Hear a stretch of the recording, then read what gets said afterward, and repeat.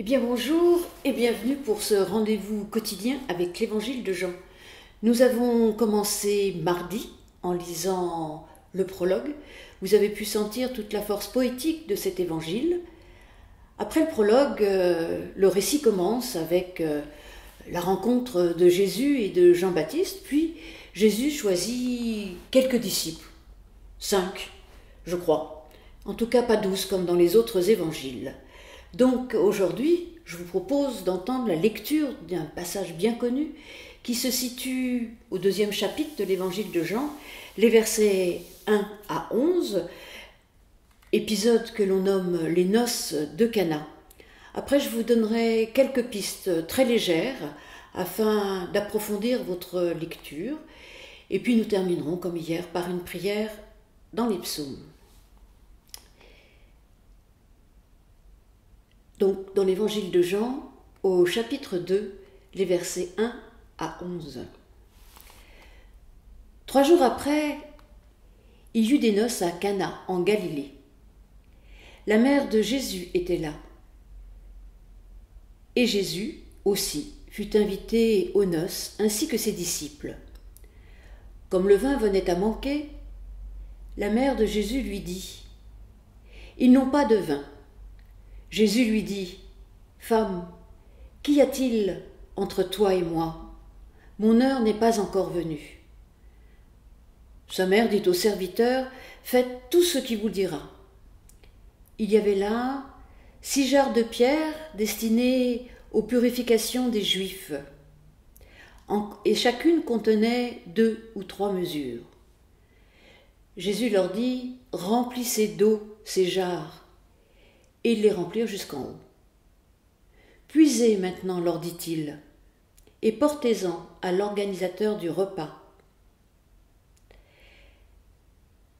Et ils lui portèrent. L'organisateur du repas goûta l'eau changée en vin. Il ne savait pas d'où venait ce vin, tandis que les serviteurs qui avaient puisé l'eau, eux, savaient. Il appela l'époux et lui dit : « Tout homme sert d'abord le bon vin, puis le moins bon, après que tous soient enivrés.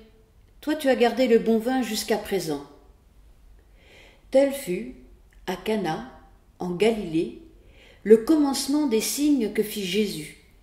Il manifesta sa gloire, et ses disciples crurent en lui. Alors la plupart d'entre vous connaissent ce passage, cet épisode des noces de Cana. Il est tout à fait intéressant puisque, en réalité, il inaugure le service de Jésus, ce service public, sa mission. Et c'est assez intéressant de voir aussi que dans l'évangile de Jean, il y a 7 miracles. En tout cas, on les nomme miracles, mais en réalité, dans l'évangile de Jean, ils ne sont jamais appelés comme cela, ils sont appelés signes. Ce mot de signe est tout à fait important, parce qu'il nous montre, il nous dit surtout qu'en réalité, nous sommes appelés à chercher du sens dans tout cela, et non pas à découvrir une quelconque manifestation de puissance extraordinaire, comme le mot miracle le laisse entendre. Mais le mot signe, au contraire, nous invite à trouver notre direction à travers les lectures. Alors je vais vous donner 2-3 pistes en vrac, vous en ferez ce que vous voulez. Mais voilà, d'abord, lorsque vous lisez un texte comme celui-là, essayez de retirer vos œillères, en quelque sorte, vos habitudes de lecture, et interrogez-vous. Parce que finalement, c'est quand même étonnant, ce signe qui inaugure l'évangile de Jean, on nous dit « il manifesta sa gloire et ses disciples crurent en lui ». Mais quelle gloire! Est-il vraiment glorieux de changer de l'eau en vin ? Finalement, aujourd'hui, est-ce que ça ne serait pas complètement contre-productif ? On nous dit bien qu'il faut essayer de ne pas trop boire, et alors que là, Jésus donne du vin en quantité tout à fait phénoménale, plus de 600 litres, je crois. Et donc, en réalité, ce signe est-il bien utile ? Pourtant, le narrateur nous le raconte en ouverture de l'évangile de Jean. C'est donc qu'il doit bien avoir une quelconque utilité, ou tout du moins un sens que nous sommes appelés à découvrir. Bon, alors quel est ce sens ? Hier, je parlais de la poétique, enfin mardi, je parlais de la poétique de l'évangile de Jean. Aujourd'hui, je vais vous dire que c'est un évangile profondément symbolique. Dès l'ouverture d'ailleurs de ce petit texte, on nous dit 3 jours après. 3 jours, c'est important ce chiffre 3. Ça montre, ça rappelle à tous les chrétiens la résurrection, ça rappelle aussi la révélation sur le Sinaï. Et si vous comptez bien, si vous êtes des bons lecteurs, puisque vous êtes appelés à lire l'évangile de Jean, nous sommes le 7e jour, après le début du ministère de Jean-Baptiste qui nous est relaté. 7, c'est aussi un chiffre profondément symbolique. Et puis, dans les autres évangiles, chez Matthieu et chez Luc, eh bien, on commence par la naissance de Jésus, la naissance d'un bébé. Eh bien, moi, je vous propose de lire ce texte comme la naissance, non pas d'un bébé, mais la naissance du Christ. Et finalement, Marie, la mère de Jésus, on a l'impression que Jésus la met à distance. Il la met à distance, mais finalement, cette distance est certainement importante. Il va lui permettre de prendre son envol. Aujourd'hui, on dirait couper le cordon. Eh bien, la mère de Jésus croit profondément en lui, puisque malgré cette mise à distance, eh bien, elle va voir les serviteurs et leur demande de lui obéir. En réalité, Marie, dans cet épisode-là, met au monde le Christ, puisque c'est à partir de ce signe que tout son ministère va pouvoir se déployer. Bon, j'aurais plein d'autres trucs à vous dire sur ce texte, mais je vous laisse aussi chercher, trouver, découvrir la saveur qu'il peut y avoir, et surtout continuer votre lecture, puisque demain, nous nous retrouverons pour un autre épisode assez connu, celui de la rencontre de Nicodème et de Jésus.